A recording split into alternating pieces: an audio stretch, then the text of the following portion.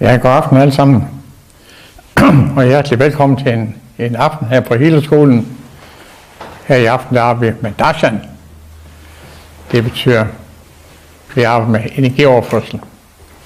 Og det vi arbejder med, det er åndelig energioverførsel. Det vil sige, fra åndens energi af. Så det åndelige energi ligger bag sjælsbevidstheden, som er kærlighed og visdom. Så det er det, vi manifesterer ud af. Så kærlighedens lys, kærligheden, det er det, der bærer det hele. Det er det, vi stiler efter her til jul, og kan fungere i kærligheden til hinanden. Medfølelsen, livsenergien, livsglæden. Så det er så vigtigt. Det, der er vigtigt også, det er, at man kan tilgive hinanden. Og det er noget af det, jeg vil arbejde med i aften. Det er nådens lys, sammen med kærligheden. Og det betyder så, at alle de steder, der er skyldfølelse og andre problematikker, der bliver man i stand til at frigøre sig for de begrænsninger. Og samtidig med at lukke op for livsenergien og livsglæden. Skal jeg lige trøje op den der hos kameraet? Hvis du nu kigger lige sådan rigtigt på den. Sådan var det. Cirka. Så til jer nye, der er I jo velkommen, ikke også, at være med. Og vi skal nok gøre det så godt vi kan for jer. Så det betyder bare, at I følger lidt trop og ser, hvordan de andre de fungerer. Jeg ved ikke, om I har fået lidt informationer på det. Så det håber jeg har. Men det betyder som sagt, at jeg har fået med energi til jer herinde. Og jeg har også ude af huset samtidig. Det vil sige, den måde jeg formidler energien på, det formidler jeg gennem min bevidsthed, og gennem mine øjne, som man kan sige, at de ting, man kigger på, de får jo altid energi. Det ved jeg jo godt, når jeg kigger på nogle ting, så får jeg nogle sanseindtryk. Det jeg gør, når jeg kigger på jer, så kigger jeg på alle jeres evner og kvaliteter, og ser, om jeg kan få jeres evner og kvaliteter til at træde igennem jeres dags bevidsthed, og så til et udtryk i jeres liv. Fordi når I udtrykker kærligheden, medfølelsen, tolerancen, så sker der også, at der kommer spontane helbredelser ind i jer selv. Men så sandelig også, hvad andre I giver opmærksomhed til. Og det er det, der er så svært for os, og det frigør os fra følelseslivet. Fordi følelseslivet begrænser os. Så sjæle, de helbreder hinanden, hvor personlighed dræner hinanden. Så det er så det vigtigt at vide, at det er sådan. Og mange af jer, som går på skolen, I kender det til bevidstløshed, at det er sådan. Men alligevel, så kan man blive fristet til at hoppe ned i følelserne. I de såre følelser, der var det irritation og kritik og skyldfølelser, had, ligegyldighed, stress og angst. Det er jo sådan, at man får en tendens til at hoppe ind i sine gamle begrænsninger. Men når I kommer til mig, så prøver jeg at frigøre jer fra jeres begrænsninger. Derfor er det, når man har nogle ønsker, så de ønsker, man skal have, de skal ikke være selvisk. Det skal ikke være bare lige til sig selv. Ja, hvis nu det er sådan lige til sig selv, så skal det være sådan, at de ting, man frigør, det er man i stand til at give til andre. Fordi når man giver det fra sig til andre, som man selv er allermest brug for, så sker der også en helbredelse på mange planer. Så velkommen til jer derude også. Så i aften, der arbejder jeg med at starte med livsenergi. Jeg overfører livsenergi, livsglæde, indre visdom og kærlighed. Så jeg starter med at op med energi og give til hierarkiets mestre. Til Kristus. Til Sandakumars ashram.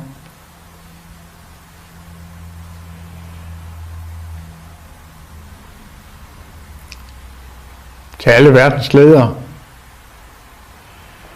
og alle de mennesker, som hjælper sine medmennesker til at give dem en større velstand, og til lægerne uden grænser, hvor de laver en stor stykke humanitært arbejde. Jeg overfører energi til, så tingene nemmere kan lykkes for alle.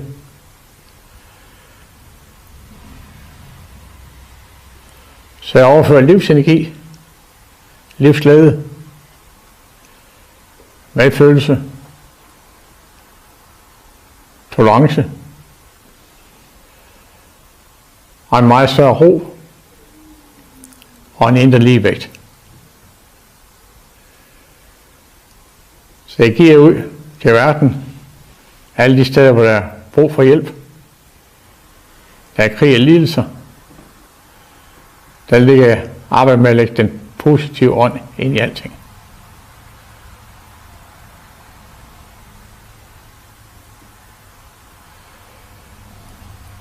Og samtidig med at jeg arbejder på de niveauer her, så arbejder jeg også i de indre verdener samtidig til de sjæle, som går over på den anden side, og hjælper med at give vækst der også.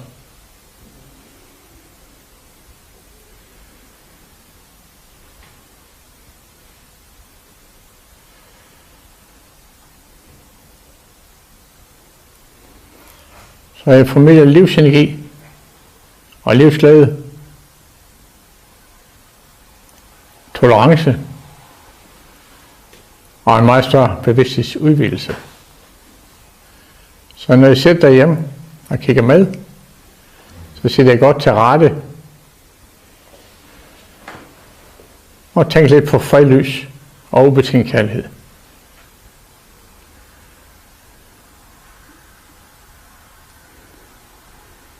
Jeg giver også energi til Camilla lige nu,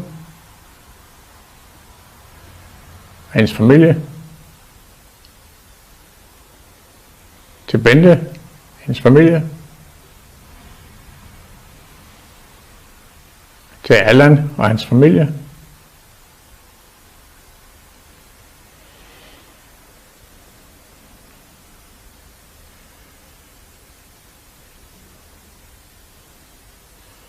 til Bente, hendes familie, og Rita, og mange flere. Og Helle, Yvonne,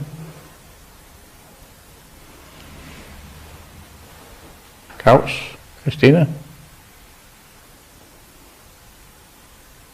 og deres barn.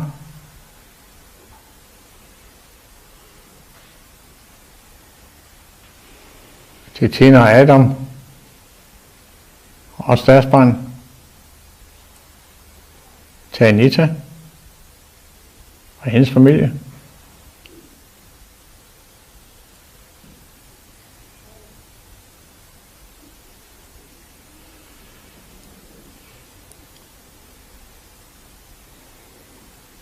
Og nu begynder jeg at overføre energi herind til lige om et øjeblik. Og det betyder, at nogle af de mennesker, som modtager energien, vil antagelig fortælle lidt om, hvordan energien responderer på den. Og så kan I lytte med til det også. Jeg overfører også energi til Marlene og hendes familie. Brandemagasinet. Og de læser, der skal have inspiration.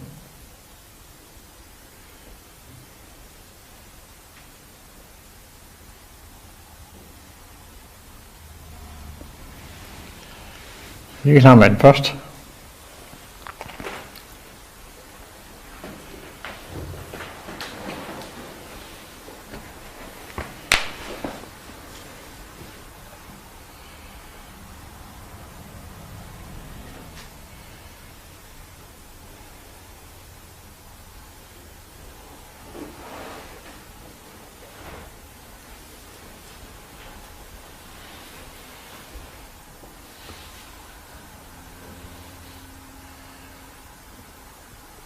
Jeg overfører livsenergi og livsglæde til dig,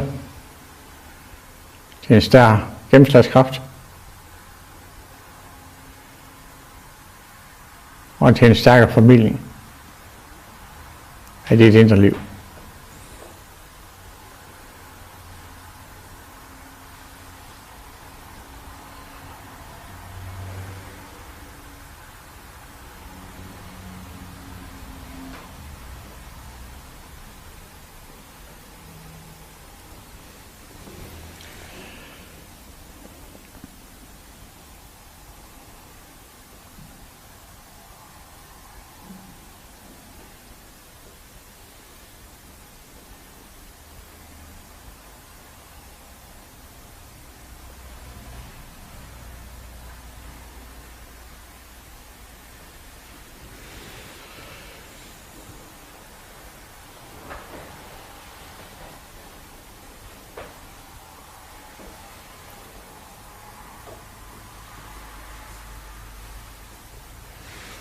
Og nu er jeg som klar, Kjeld.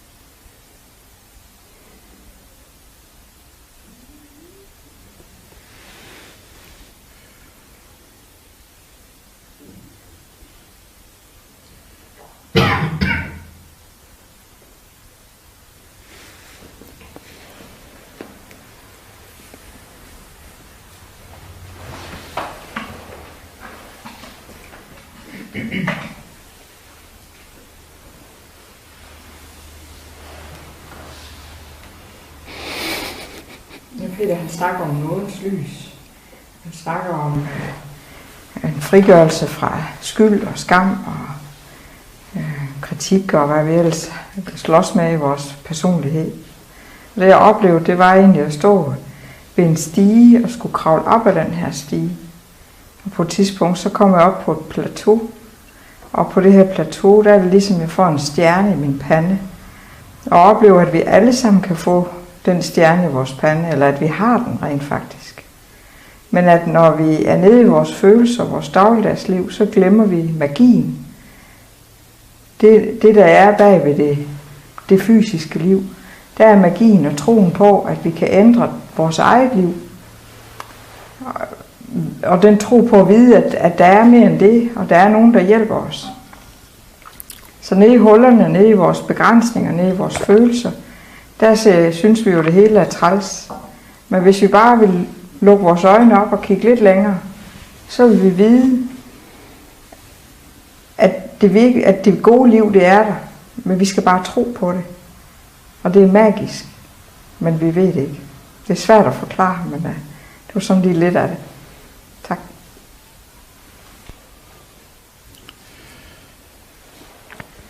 Så jeg overfører energi til Inger Højbusk lige nu. Til hendes familie.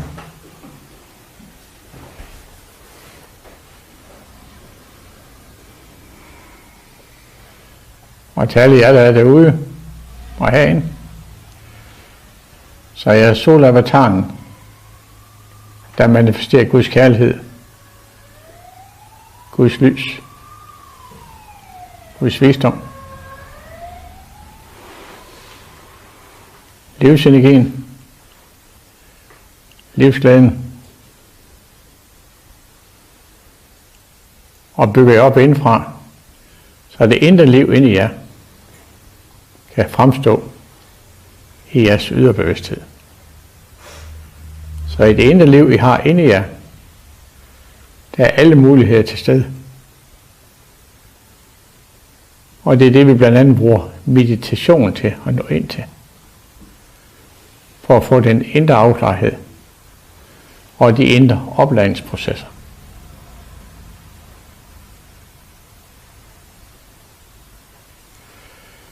Jeg giver også energi til Peter Lykkehus, hans familie.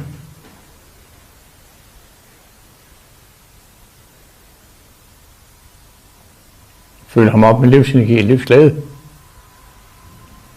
så han kan udføre sin mission.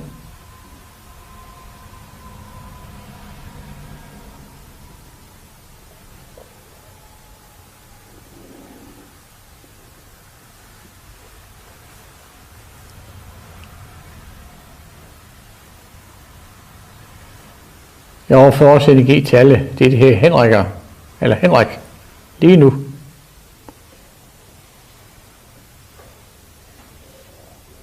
Og til deres familier.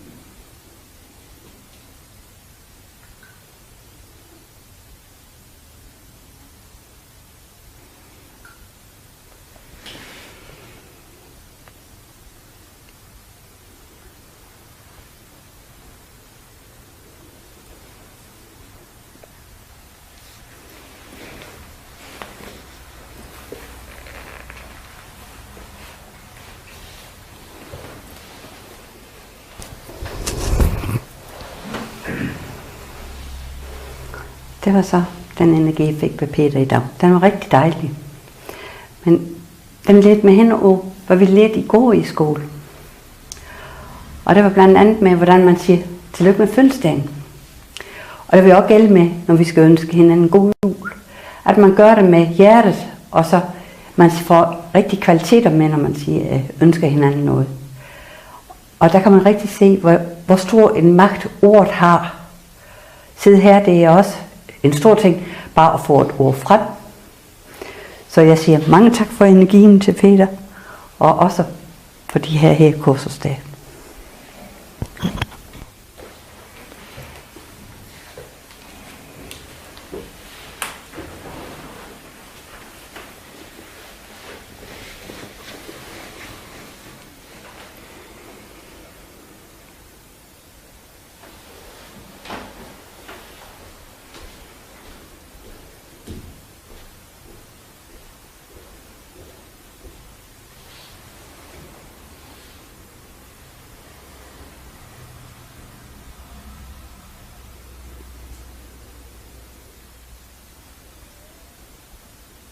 Så jeg overfører livsenergi, livsglæde og kærlighed til dig. Og fylder dit hjerte op med livsenergi. Så der får en større gennemstrømning af kærlighed gennem dine legemer og i din bevidsthed.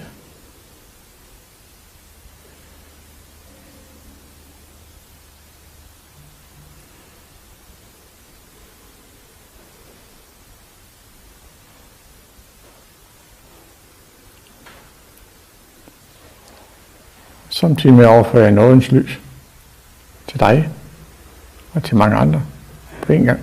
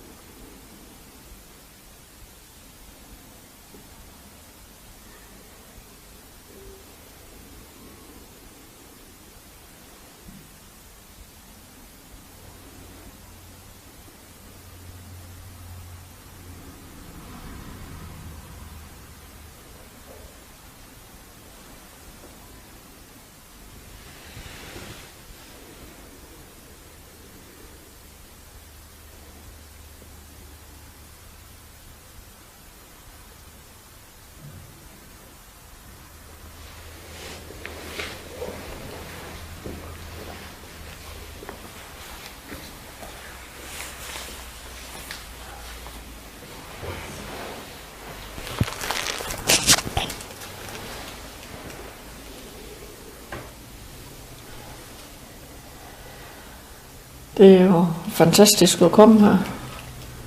Så når man sidder hjemme og skal afsted, så tænker man, kan man ikke bare se det over nettet? Og så når man kommer ind her, så begynder man at så have energien så med det sammen. Og omkring hjertet, der er der rigtig meget energi. Og man jeg begynder at lyse.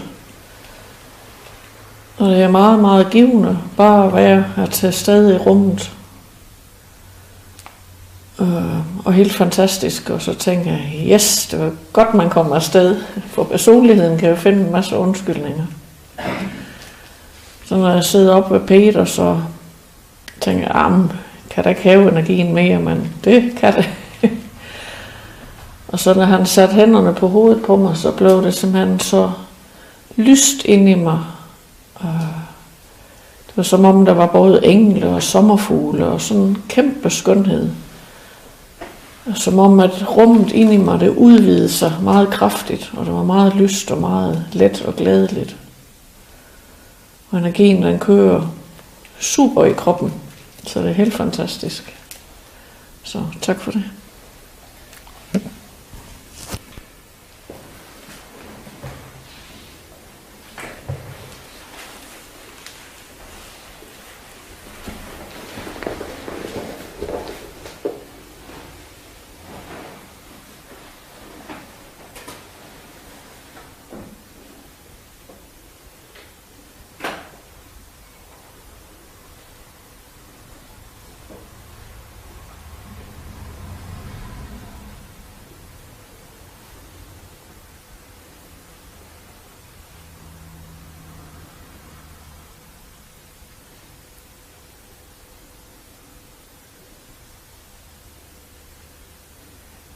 Og igen, jeg følger det op med livsenergi,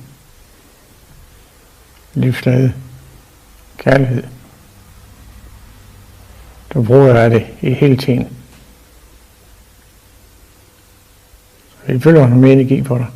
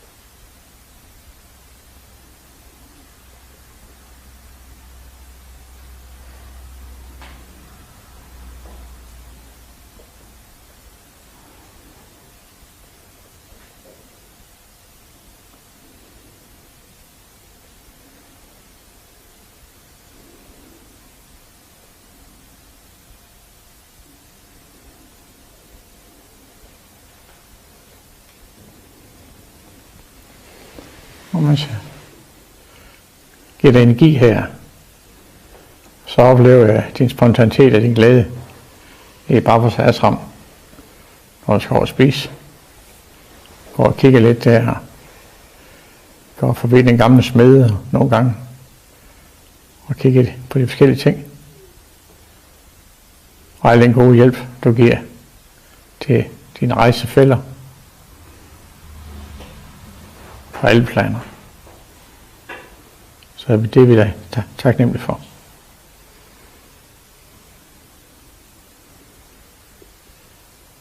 Formidler Guds lys, Guds kærlighed,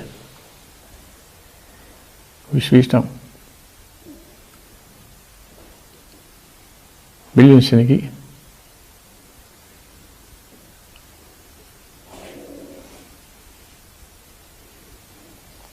og den skabende intelligens.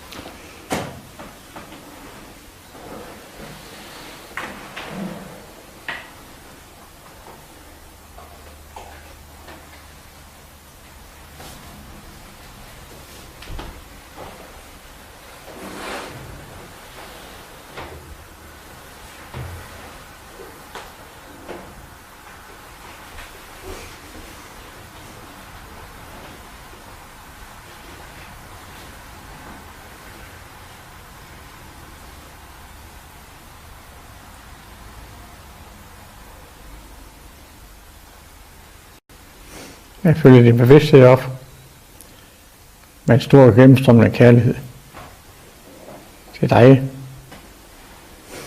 din familie og til dine venner og bekendte, til arbejdspladsen og der hvor din bevidsthed rækker ud til,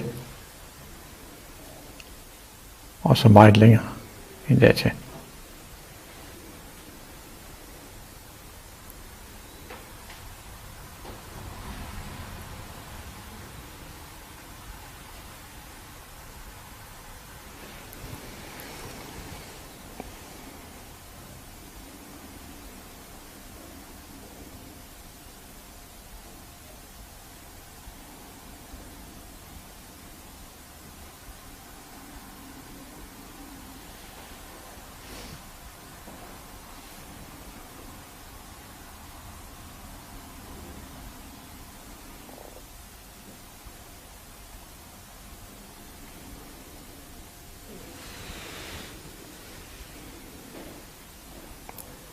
Giv os hjælp til din datter.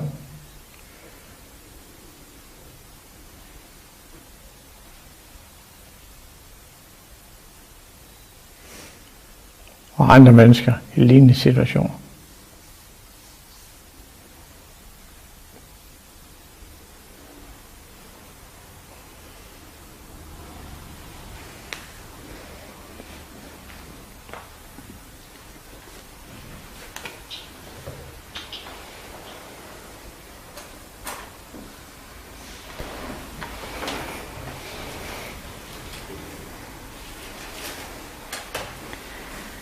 Jeg gik op til Peter i dag med et ønske om, at den store kærlighed, jeg føler inde i, at den bedre kan komme til udtryk.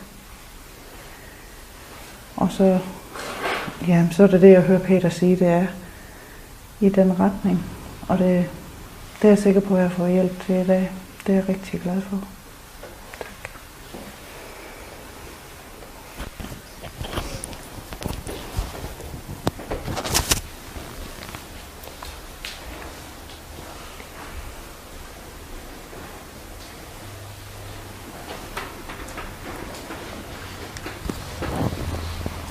Og giver også lige energi til Per og hans familie i Sønderborg.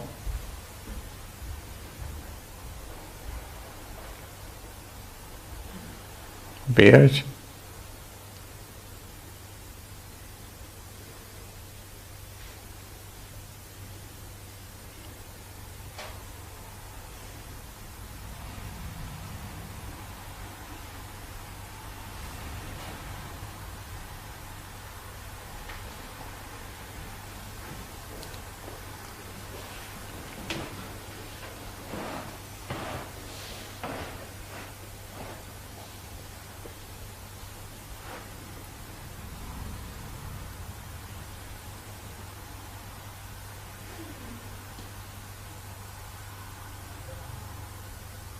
Jeg forstærker din gå-på-mod,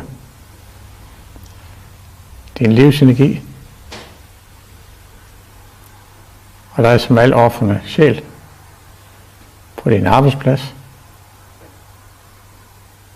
og i alle dine omgivelser. Også her på skole. Og se din store fremgang på alle niveauer.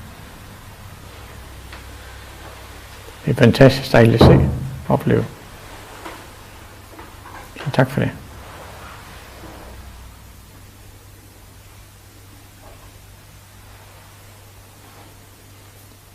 Så noget af det vigtigste værktøj, vi har, det er tro og tillid. Det forandrer alting.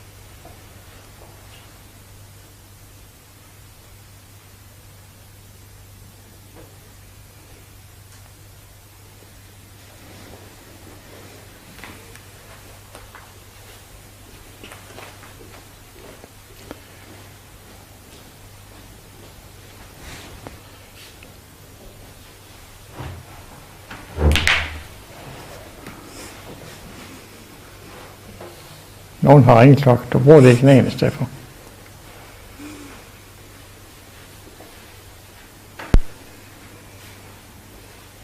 Overfør livsenergi, livsglæde.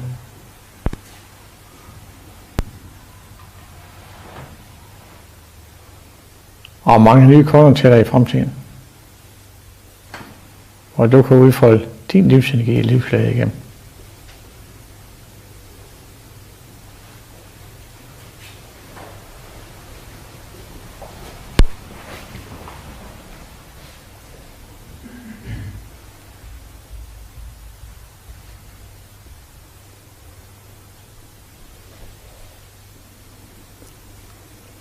Følg det op med energi, kærlighed.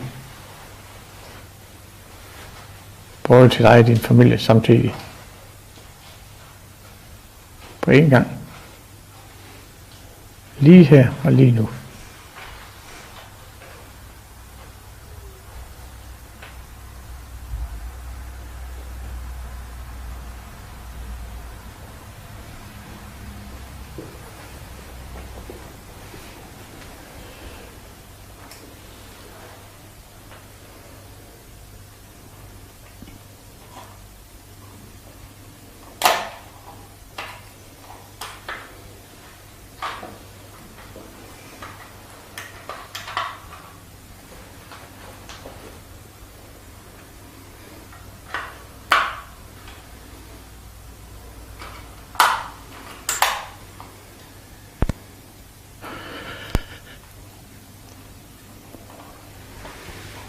Og det var så fantastisk smukt at se for et øjeblik siden. Inden du bukkede hovedet. Jeg kunne se de samme øjne inde i dig, som når vi ser film omkring Jesus. Nøjagtigt samme smukke øjne, det samme lys, den samme intensitet og en samme kærlighed. Den er der igen.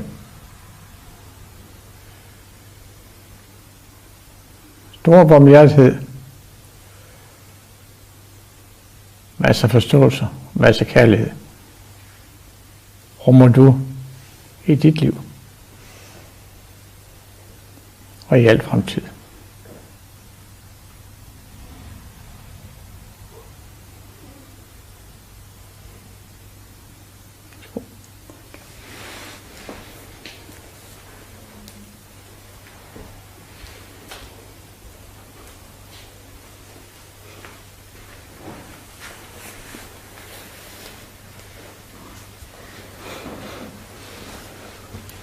Og når du føler for det, hallo frøken, når du føler for det, så kom tilbage og giv en lille tilbagemelding. Yes.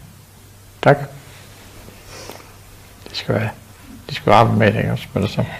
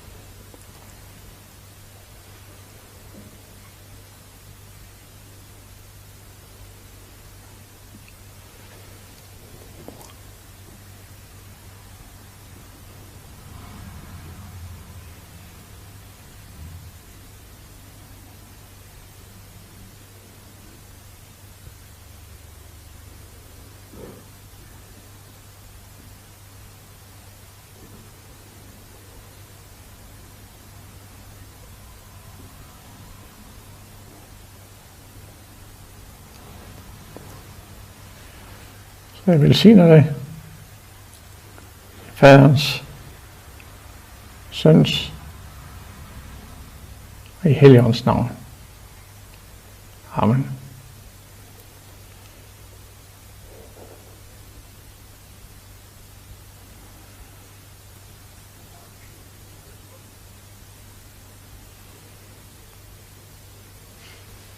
Eller livsglæden og livsenergien gennemstrømmer lige nu. Til fornyelse.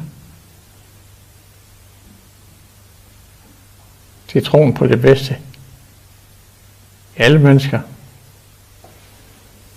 og i alle udtryksformer.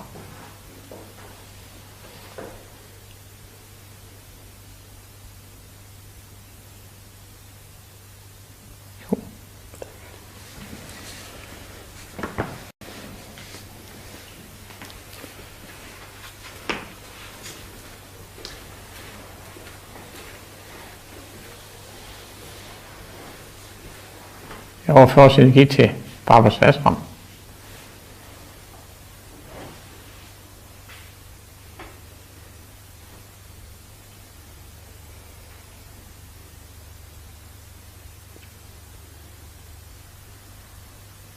Og til de mange nye sjæle, der skal i inkarnation nu, inden så lang tid.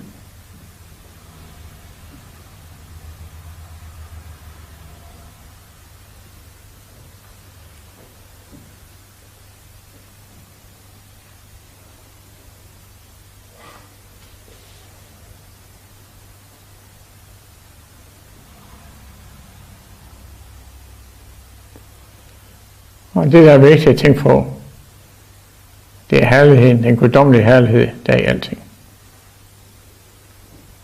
Her i julen,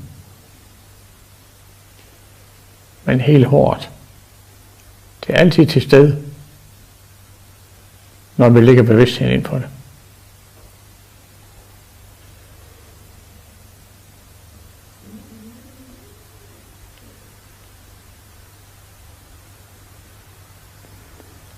Jeg har også energi til Elise. For det første. Tore. Hanne.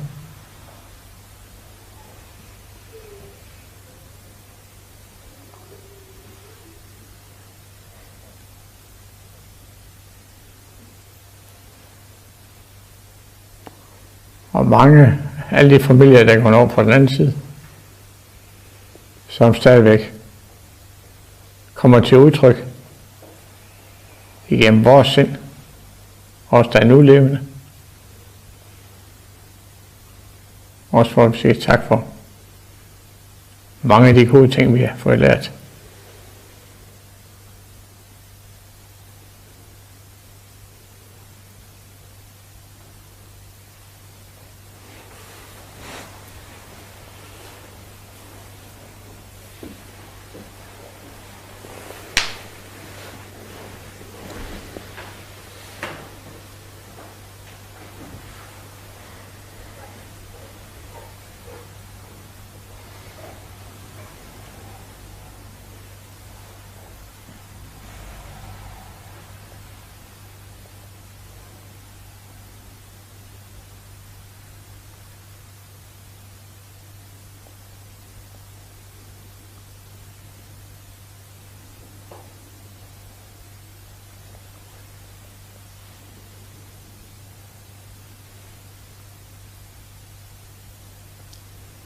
Giver der meget mere livsenergi,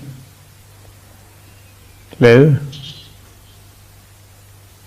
omdanner en masse af bekymringer til livsenergi i dig. Det er livsglæde.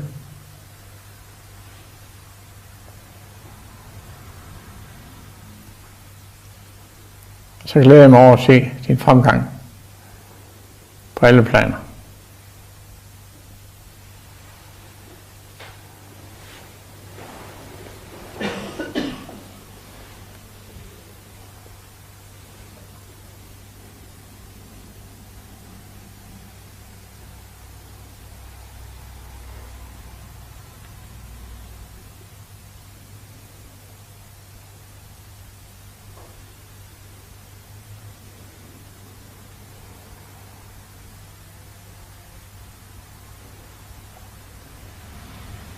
Og husk, at vi som sjæle har mulighed for at opskabe ny vækst og ny velstand. De steder, vi træder ind og gør nytte, uanset hvor vi er hen. kan vi skabe en forandring. Og der er ingenting, der er træls. Jeg bare gør det. Så. Du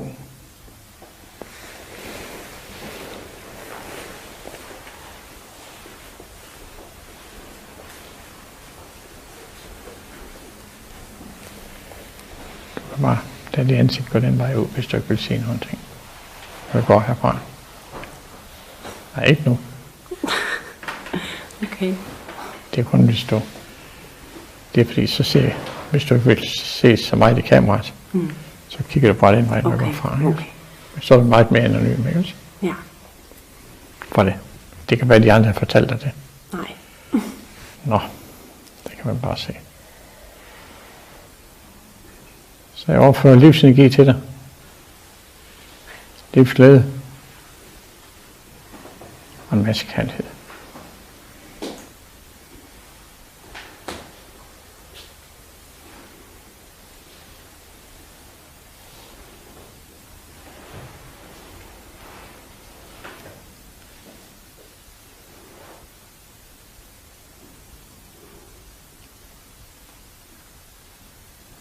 Overføre guddommelig kærlighed til dig.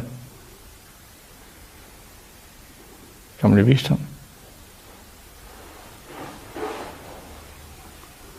Hvor der kan være en større indre nærværelse. Inde i din højere bevidsthed. Energi til dig. Til din søn. Og din familie.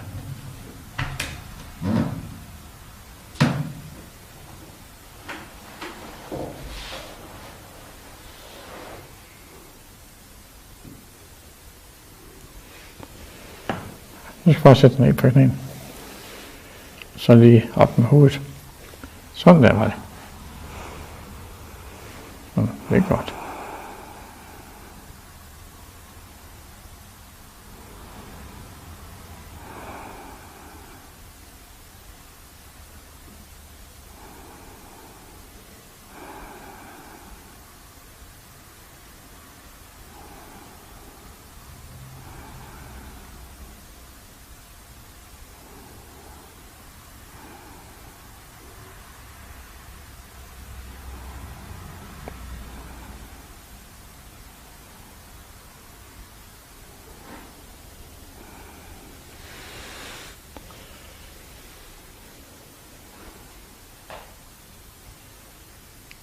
Ikke? Slip bare bekymringer.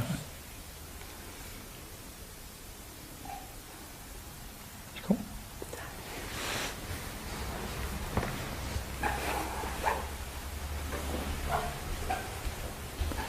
Tager vi en ung mand dernede. Ja.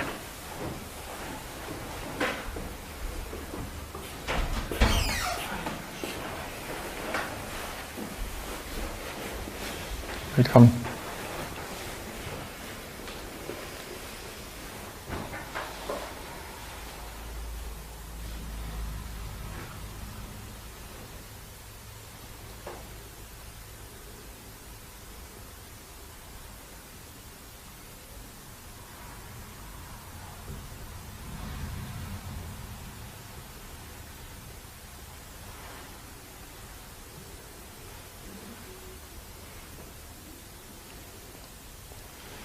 Han tilfører meget mere livsglæde, livsenergi og kærlighed.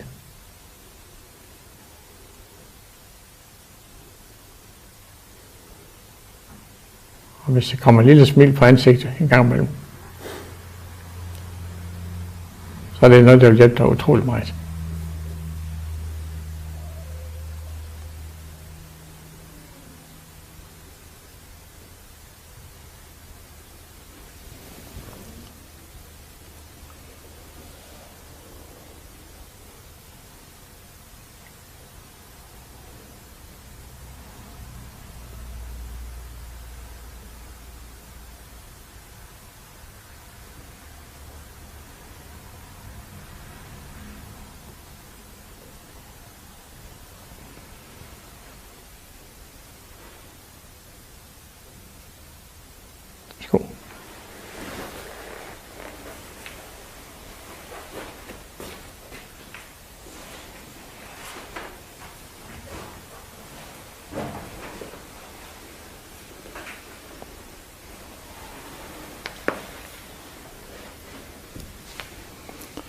Jeg synes, den er bekendt over dig.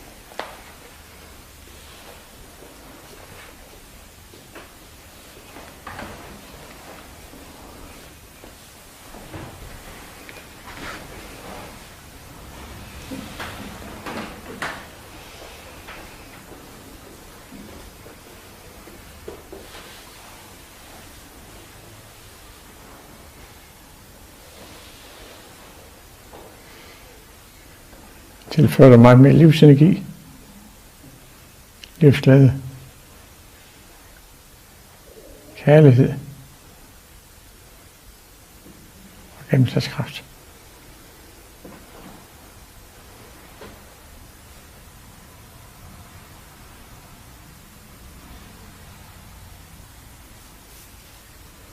Og det vi skal arbejde med de næste dage, mange dage, det er overbærende hendes energien.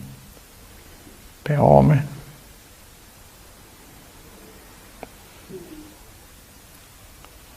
Så vi kan forblive bløde, kærlige, venlige, velkomne. Men stadigvæk have viljen.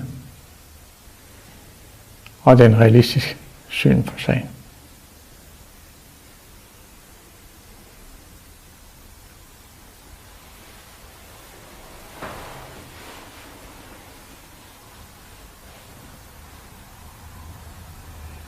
Og slap af ind i dig selv.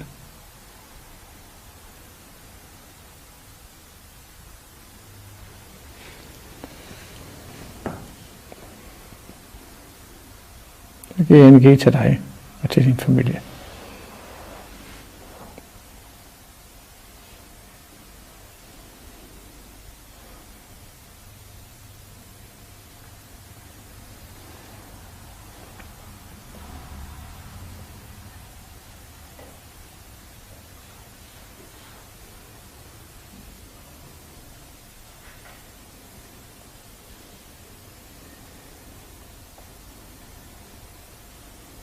Husk nu, når vi er sammen med dig hele tiden, så er du ikke helt alene om tingene.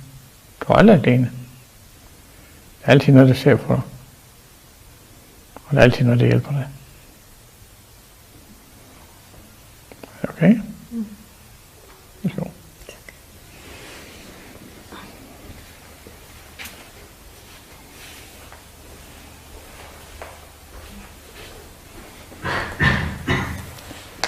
Det er svært at komme helt derned. Ja, jeg står i kanalen. Ja, velkommen. Så overfør livsenergi til dig. Livsglæde. Og en masse kærlighed.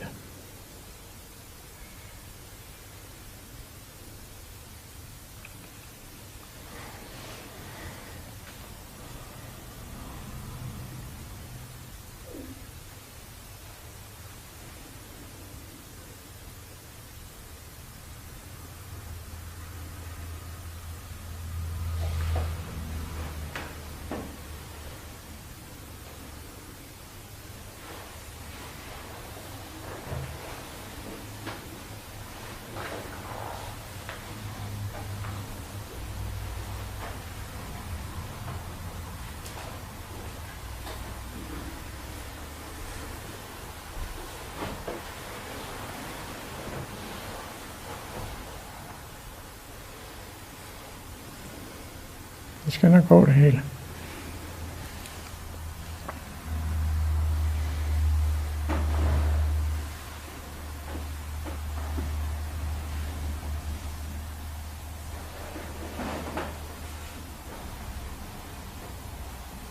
Det bygger energi derinde, hvor du har forbrugt så meget på det sidste.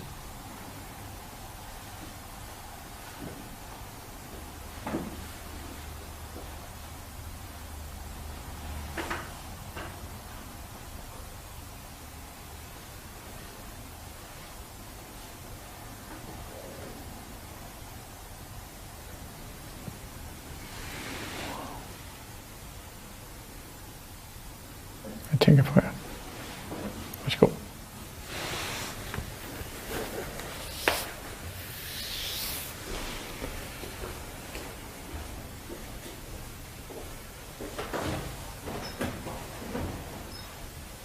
Når I modtager energien, så prøv at lade energien gå ind i jer selv. Prøv at lukke øjnene og prøv at være indadvendt. Og prøv at lade den arbejde. Bare være sådan åben og opmærksom over for det. Så får I jo en optankning. Det kan være inde i jer. Hvor I bruger med omgående energi til at tænke på alt muligt andet. Så opdager man dårligt nok, hvad man får. Det er næsten ligesom når man får en is eller et stykke chokolade. Tager vi en 2-3 store bidder, så opdager vi aldrig, hvad det var, vi fik. Men giver vi os til at nyde det en lille smule, så er det en helt anden oplevelse.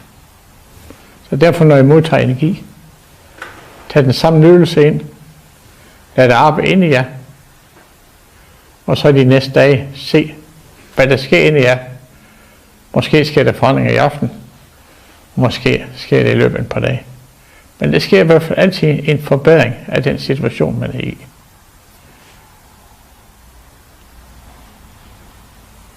Så nu arbejder jeg igen med lys og kærlighed ud af til.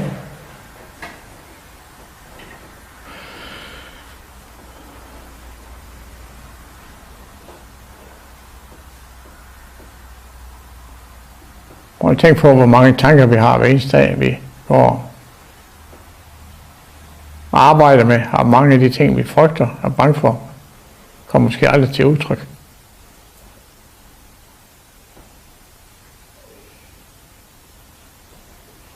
Så vi lige skal vælge at lægge noget glæde og noget positivitet derind. Tænk på positive tanker. Byg positive ting op omkring jeres medmennesker. Hjælp og inspirere alle de steder, I kommer til. Det giver forøget livslængde, livsglæde og et sundere liv til en selv, men også til de omgivelser, man fungerer i.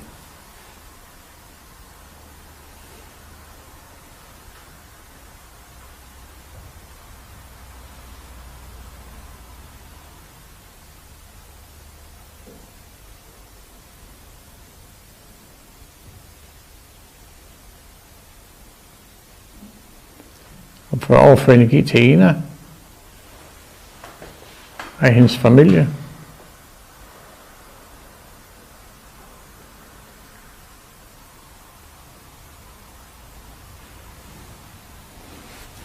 Og til Paul Erik. Kom.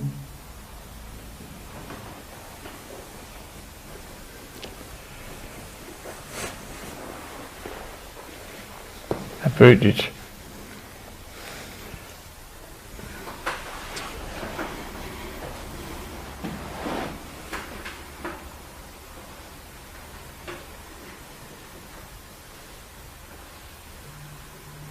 Og du er lige fyldt over, altså så er de 75, du går imod. Nej, jeg kan lige så godt tage skridtet fuldt ud, og så gå efter de 100. Fint, fint.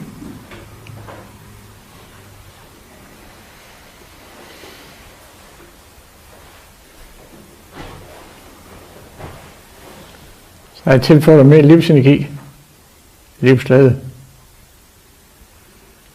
endnu mere kærlighed. Prøv dig, din familie, til dine børnebørn, Og du fører meget humor ind til med julen, ved jeg det vel. Mm-hmm.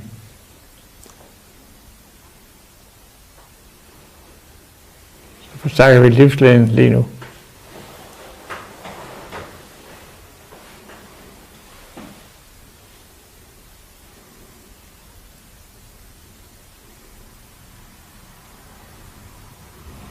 Bygger mange nye positive tanker ind til dig.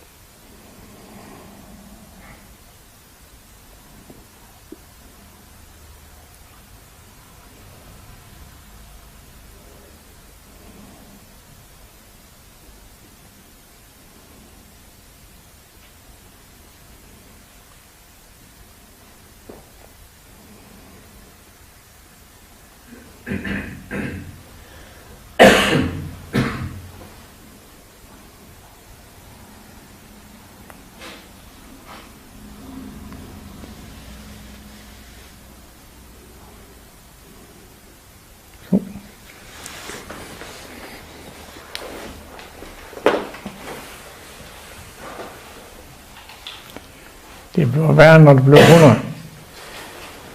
Det bliver meget værre, ja.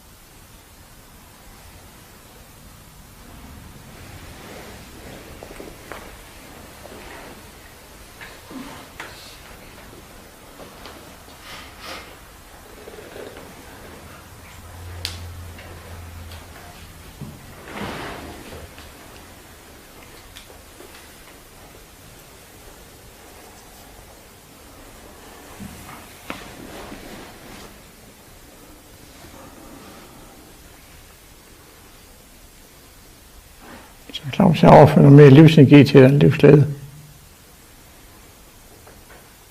Kærlighed. I det jeg overfører det, så vil der også komme en smertelindring ind i dig.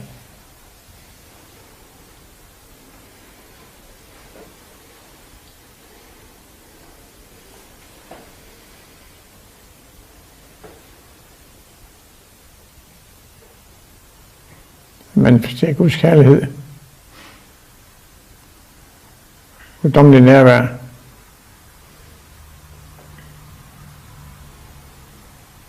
Og guddommelig visdom.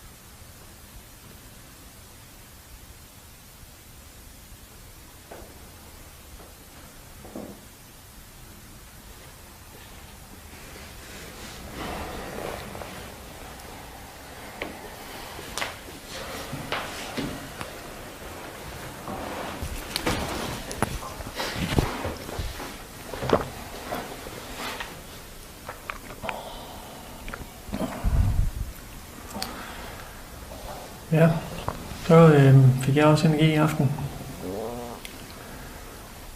Og jeg oplevede, at vi har, først synes jeg, vi har haft en god aften. Det er dejligt at se nye mennesker, der kommer og har lyst til at være med. Og prøve noget at opleve den her gode energi, og det som sådan Darshan her, den kan hjælpe os med at give os. Jeg nævnte det sidste gang, at det var noget af det, som jeg ønskede mig, at rigtig mange flere fik lov til at opleve. Hvordan at vi kan kaste nogle af de her svære ting af os. I hvert fald når vi sidder her og oplever den her energi, at vores bekymringer og vores svære ting, de sådan bliver det, der fylder mindst. Og vi lige får lov til at mærke den her ophøjethed og kærlighed og fri for bekymringer og andre ting. Jeg oplever den her opladning, jeg har fået i aften, som sådan en hjælp, en håndsrækning til nogle af de ting, jeg kommer i min dagligdag det næste stykke tid. Jeg har for noget tid siden fået en melding om, at jeg har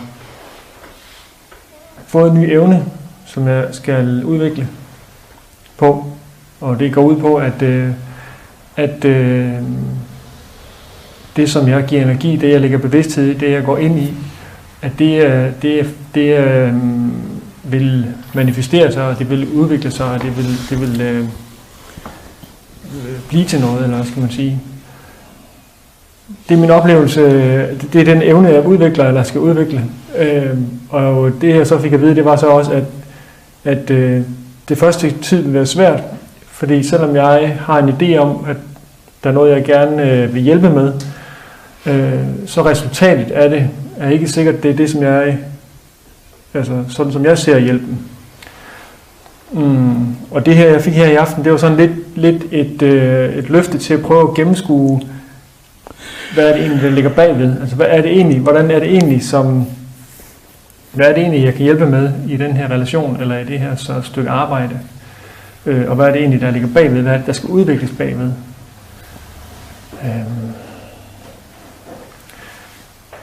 Der er sådan en god, jeg kan mærke, når det er sådan, at vi begynder, Peter han får trukket mig op i energi, og jeg kan mærke, at det stiger og stiger, det løfter og løfter, og så kommer jeg hen til et punkt, hvor jeg ved, at nu er vi godt med, og det er sådan faktisk et tidspunkt, hvor det er ligesom om, at det er som om mine lunger, mit vejrtrækning bliver næsten helt overflødig, at det bare det at være til stede i det der, det er nok til at ventilere min krop og sådan, det er faktisk meget, det er spændende, men man kunne godt forestille sig, at det også kunne være, hvis ikke vi var bevidste omkring det, man kunne blive lidt nervøs for det, ikke også? Men det virker fuldstændig trygt og helt almindeligt, helt normalt, når vi er til stede i det. En sidste ting, jeg tror, jeg ligesom oplevede, at jeg havde med, fik med mig i dag, det var den her mulighed for, at når vi er meget presset, når vi har meget travlt, når der er meget, vi skal nå i vores hverdag, at vi så prøver at se, om vi kan være nærværende i den opgave, eller i den ting, vi laver. Fordi det er ligesom der, hvor at, det er muligt at holde fokus i den ene ting, og være fokuseret i det. Så må vi prøve at holde nogle af de andre tanker ud, og nogle af de næste ting, vi skal. Fordi det er nogle af de ting, der er med til at presse os og stresse os, og som gør, at man render sur i det, fordi man hele tiden er videre til det næste. Og jeg fik lidt den her nærværende energi, ikke? Også at være til stede i det stykke arbejde, jeg laver, og så holde de ting, der kommer, lidt væk, fordi det er alligevel det er dårlig investering af energi, at man er til stede i den opgave, plus man tænker på alle mulige andre ting, så spilder man sin energi. Så det øver jeg mig på, og det skal jeg have noget mere med ud at gøre, på at udbrede det mere og prøve at bruge det mere. Ja, tak for en god aften. Selv tak. Så drejer du lige over til mig, overmand.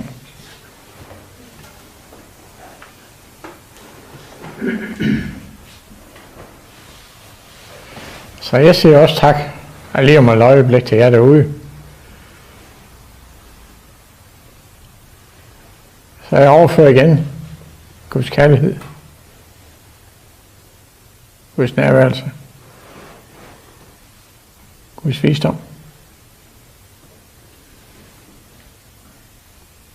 Og formidle det ud igennem kameraet og igennem æderen.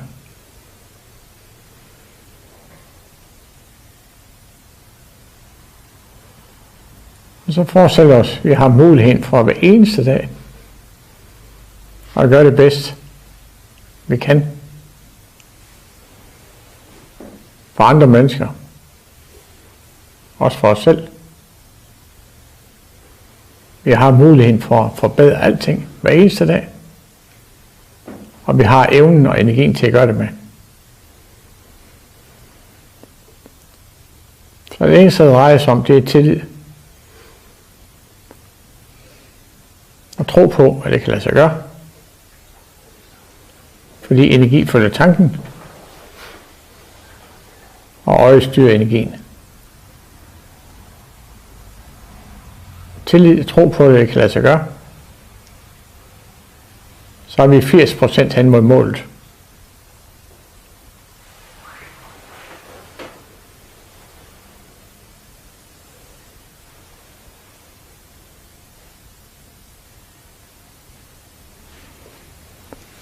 Gør nu det, at næste søndag, den 18. december, har vi Darshan her på skolen igen. Og der er man velkommen både til at høre med, og også være til stede. Så mit navn, det er Simonsen, som arbejder og leder Healerskolen i Sønderjylland, huset i centrum. Og man er velkommen til enten på Facebook, eller på vores hjemmeside,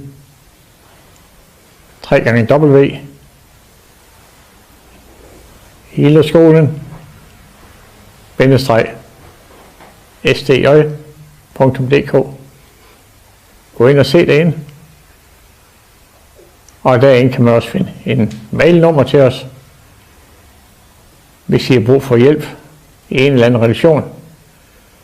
Men gør det så snart som det er muligt, så vil jeg tilføje energi i en efterfølgende Darshan. Eller på en efterfølgende tidspunkt, når jeg har set, hvad jeg har brug for. Og det er altid en god idé at sende en sms eller en telefonnummer med, hvis der er en information, jeg skal give jer.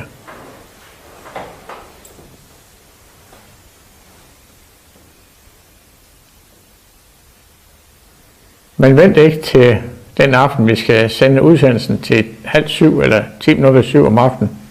Så er det for sent. Men gør det meget før. Så det var Simonsen fra huset i centrum. Her i Åben Rå, Danmark. Så tak for i aften. Og tak fordi I lyttede med. Hej. Og har lige et øjeblik. Hvad er dit telefonnummer? Ja, det er rigtigt. Undskyld. Telefonnummer, det er 23 65 97 01. 23 65 97 01. Og mange tak for det.